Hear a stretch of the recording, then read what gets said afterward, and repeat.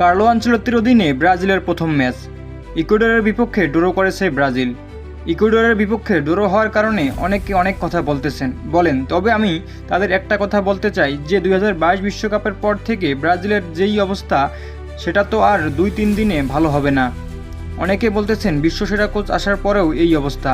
আমি তাদের বলি ভাই, 2-3 দিনে সব সমস্যার সমাধান হয় না, অপেক্ষা করেন। আর যারা ব্রাজিল ফ্যান আছেন তারাও ভেঙে পড়বেন না। কয়টা দিক উন্নতি হয়েছে তা কি খেয়াল করেছেন? 2022 বিশ্বকাপের পর আজকেই প্রথম ব্রাজিল ডিফেন্স লাইনে ভালো করেছে। যেই ভিনি ব্রাজিল জাতীয় দলে ছিল ফ্লপ, সেই ভিনি আজকে ব্রাজিল যে কয়টা আক্রমণ করেছে তার সব কটাই করেছেন তিনি।